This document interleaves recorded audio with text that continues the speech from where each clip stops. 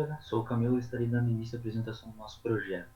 A equipe é composta pelos seguintes integrantes: Luiz Eduardo Miller, Gabriel Leal, Guilherme Knapp e Matheus Lupucci. Resumo: nosso trabalho tem como intuito realizar um gerador de corrente elétrica ao movimentar um volante. O gerador será composto de um conjunto de pistões com ímãs, que irão variar o campo magnético nos indutores. O objetivo final será acender um LED vermelho. O projeto foi dimensionado ao redor do objetivo. O resultado seguirá o desenho técnico e serão feitas aproximações em relação ao conjunto virabrequim, volante, ímãs e biela. Isso deverá ter 1 kg e o conjunto será capaz de gerar 2 volts. O projeto será valioso quanto aos fins acadêmicos, para trabalhos quanto à exibição. E agora eu passo ao Eduardo. Para o começo do referencial teórico, precisamos definir os conceitos físicos básicos que serão utilizados ao decorrer do desenvolvimento. Primeiro, começamos pela lei de Faraday, que nos permite calcular a indução de uma DDP. Seguimos para o cálculo do fluxo magnético, que é definido pelo campo vezes a integral da área, e por fim pelo movimento harmônico simples, que será explicado mais à frente. A montagem consistirá em uma base para o suporte dos indutores e do conjunto, virabrequim, bielas, volantes e ímãs. A estrutura do projeto pode ser vista nas figuras 3, 4 e 5. A base foi pensada para que fosse construída em madeira, metal não magnético ou plástico. É importante que a base desempenhe seu papel de suporte. Logo, deve ter boa resistência. O volante poderá ser impresso em 3D. Os eixos devem ser resistentes também, além de que não podem reagir com os ímãs. Os conectores podem ser em 3D ou madeira, e sua função é apenas conectar o virabrequim à base. Elas e virabrequim podem ser vistos na figura 6. E ela conecta o virabrequim e tem como função realizar o movimento circular corretamente. O virabrequim serve para alterar e variar a distância dos ímãs em relação aos indutores. O movimento será de acordo com o movimento do volante. Todas as peças podem ser em 3D, plástico, para não reagir com os ímãs. Mas o mais adequado é o 3D, devido à sua precisão. Sou Gabriel. Bom, então vamos pensar primeiro que para conseguir mover todo esse conjunto de bielas e virabrequins, nós precisamos de um pulso inicial. Mesmo com que o movimento harmônico simples seja considerada as velocidades constantes, precisamos de um pulso inicial. Esse pulso é dado pelo torque. O torque ele nada mais vai ser do que o momento de inércia vezes a aceleração angular. A aceleração angular vai ser esse impulso inicial que a gente vai dar. Isso vai ser dado pela variação da velocidade através do tempo. Abaixo, nós temos como exemplo um gráfico do torque pelo momento de inércia, variando o momento de inércia de todo o sistema. A partir do torque, nós conseguimos saber a força que deverá ser aplicada no volante para esse pulso, que vai ser força vezes o raio igual ao torque. Como temos o raio e o torque, obtivemos a força, assim tendo também uma força através do momento de inércia, pelo momento de inércia. Bom, quanto ao MHS, primeiro vamos entender que MHS se trata da projeção da posição de um movimento circular em cima de uma circunferência de uma partícula. Essa projeção pode ser no eixo X ou Y.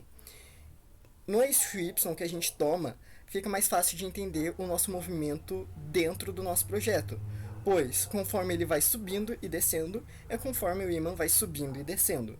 Essa equação se dá a altura, né? Vai ser h de t igual a amplitude vezes o cosseno da frequência angular vezes o t. Bom, com essa altura variando, a gente vai ter com que o campo magnético, o fluxo magnético também varia ali dentro. E como nós sabemos, menos n vezes variação do fluxo através do tempo vai gerar uma DDP dentro do indutor que a gente tem. Então, fazendo as devidas substituições, substituindo o dH dentro do fluxo e depois o fluxo dentro da tensão, a gente vai ter que uma DDTP através do tempo é igual a N vezes B, que é o campo do ímã, L, diâmetro do ímã, H, a altura do ímã, A amplitude do movimento total, frequência angular vezes o seno da frequência angular vezes o tempo.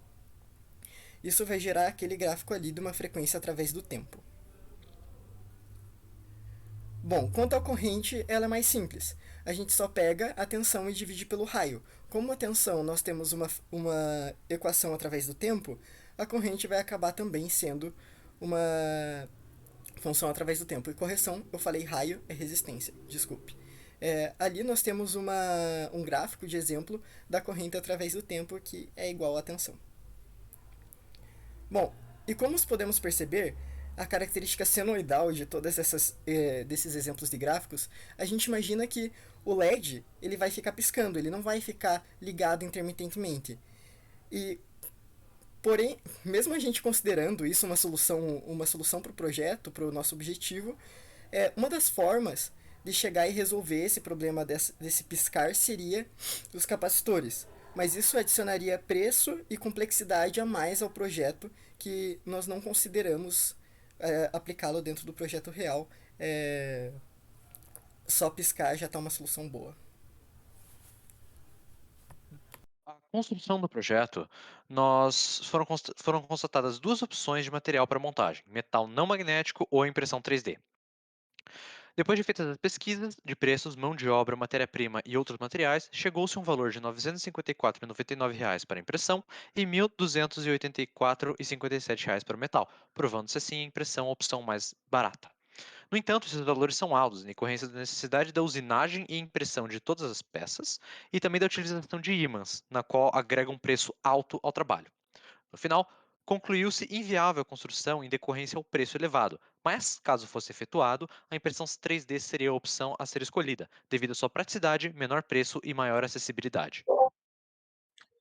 As dificuldades que encontramos no decorrer do trabalho foram alguns embates em relação aos resultados obtidos nas contas e o que imaginávamos no começo, pois os problemas se davam na obtenção dos valores da tensão e da corrente, comparados com o que é requisitado no LED pelo fabricante. Por isso foi necessário introduzir um resistor para diminuir a corrente, que era muitas vezes maior aos 20 miliamperes requisitados. Nós que nós precisamos conectar energia uma tensão de 0,5 volts.